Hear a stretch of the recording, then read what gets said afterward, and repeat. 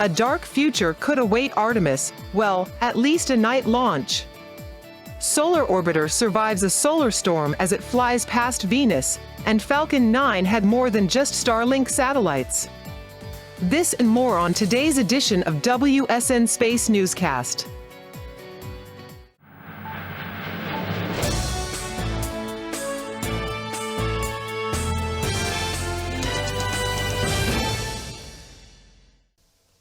Greetings!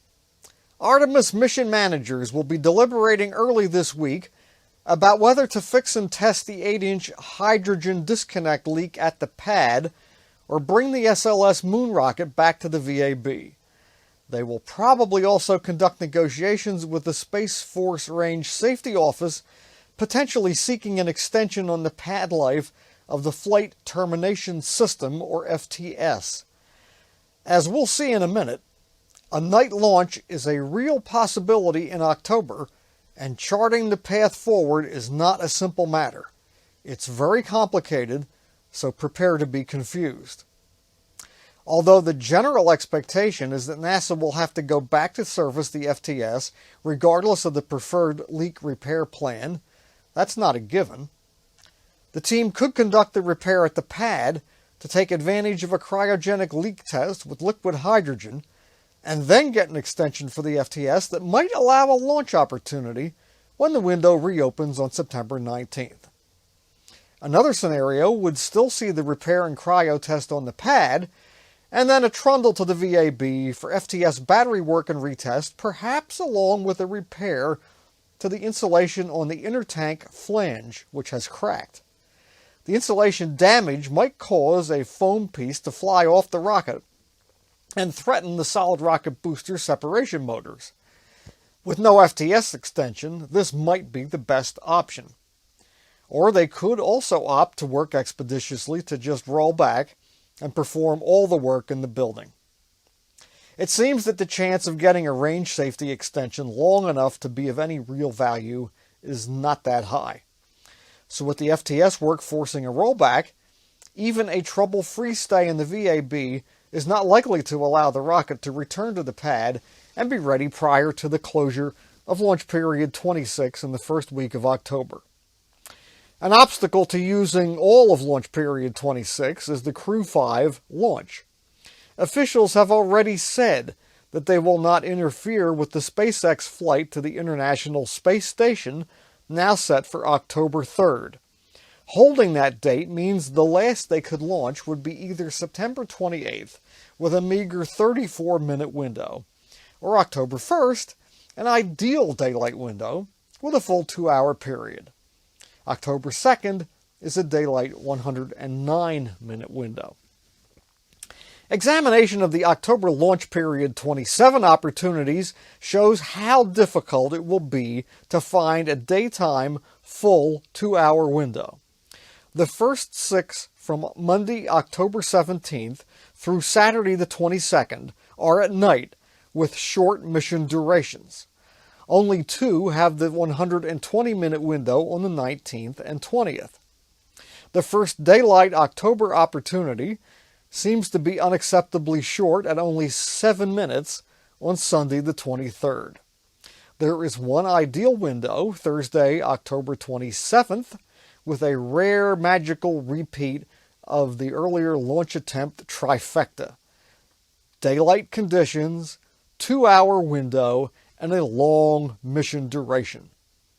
The windows shrink in length for the final 3, 109 minutes on the 29th, 62 on the 30th, and another tiny one, 18 minutes on the 31st.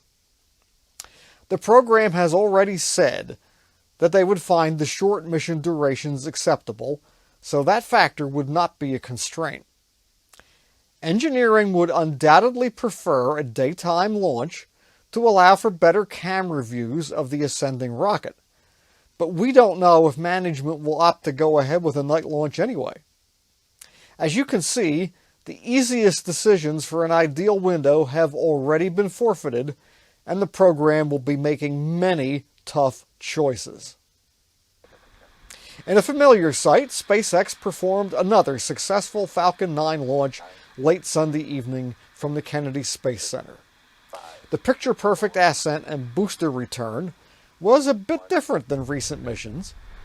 It deployed a rideshare payload, the Sherpa LTC Orbital Transfer Vehicle, OTV, from the company Spaceflight Incorporated.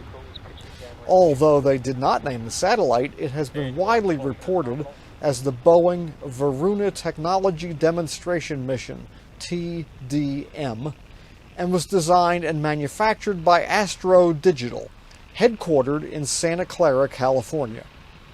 Astro Digital was founded in 2014 by Chris Biddy and Jan King and was formerly known as Aquila Space. Sherpa will take the satellite to a 1,000-kilometer circular orbit.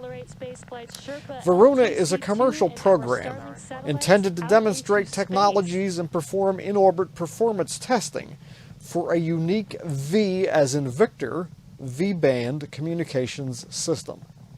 The in-orbit demonstration will allow for verification of assumptions about propagation characteristics and provide an opportunity for manufacturers of terminal equipment and other hardware compatible with Boeing's V-band non-geostationary fixed satellite surface system. Successful tests could pave the way for a 147 satellite constellation, providing broadband service to American government and commercial customers. Other satellite constellations interested in using this part of the spectrum, which was formerly confined to millimeter wave radar research, include Starlink and OneWeb. By the way, Varuna is a god in the Hindu mythology and also the name of a large trans-Neptunian object in the Kuiper Belt, discovered in 2000. Sherpa features a bipropellant green propulsion system using what they call the Polaris technology. The chemical system from Benchmark Space Systems has 4 independently controlled thrusters, with high test peroxide, HTP, as the oxidizer, and isopropyl alcohol, IPA, as the fuel. The system is pressure-fed by gaseous nitrogen. It almost sounds like something you could make in your own workshop. Sherpa LTC is the 4th iteration of the little booster and is its 5th vehicle to launch. The OTV's modular design enables spaceflight to adapt its features to accommodate specific customer needs, getting spacecraft to their target destinations in a cost-effective and timely manner. In 2021, Spaceflight launched 3 Sherpa OTVs, FX-1, FX-2, and LTE-1, that successfully carried 50 spacecraft in total to orbit.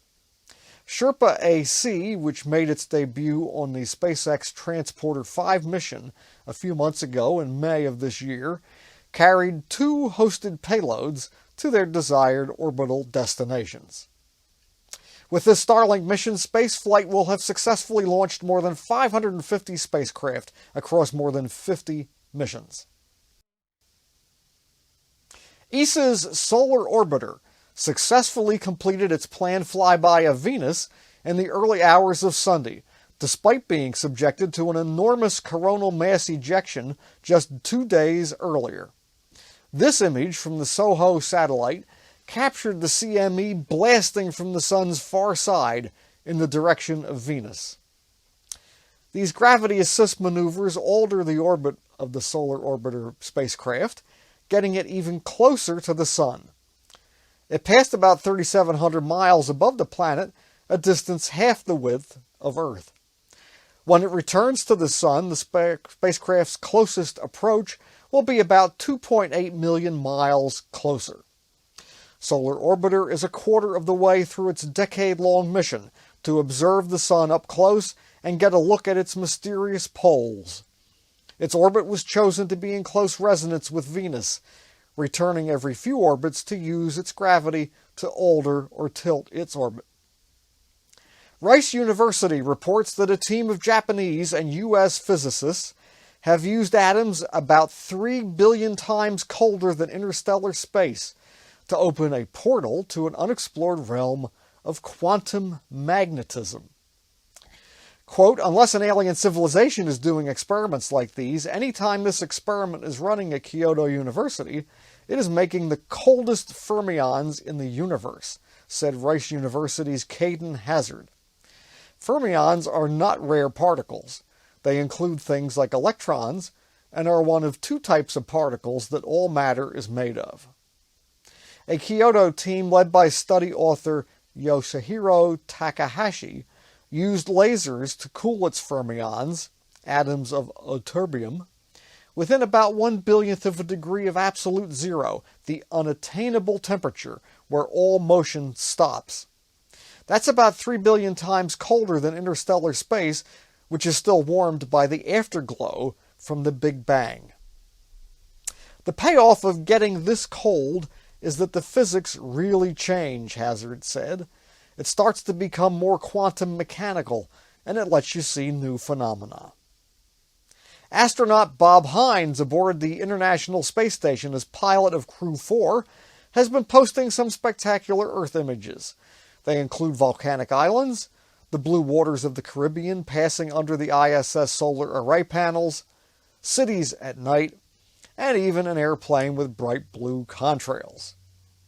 Hines, 47, was selected as an astronaut in 2017 after serving in the Air Force for 21 years. He was a fighter pilot and a NASA Johnson Space Center research pilot as well. Following ASCAN training, Hines was assigned to the Exploration Office, where he served as the astronaut technical lead for Orion, as well as the astronaut representative on the Orion Cockpit Working Group. Upon establishment of the Human Landing System program, he served as a handling qualities and flight control specialist. Ariane 5's 114th mission with a Eutelsat ComSat is slated for Tuesday the 6th at 5:45 p.m. Eastern. The window for Flight VA 258 closes at 6:51 p.m. The Connect VHTS Very High Throughput Satellite is the largest ever built by Thales Alenia Space at about 29 feet, the height of a 3-story building, and weighing in at 14,000 pounds. Satellite separation is scheduled for 28 minutes and 46 seconds into the flight. It will provide internet access in the European market. Stock markets were closed for Labor Day. For your Tuesday, it's National Read a Book Day. Grab a space title and get busy. And that's the way space is today. Until tomorrow, ad in explorata, toward the unknown in the measureless arena of space. Stay tough and competent, and thanks for watching.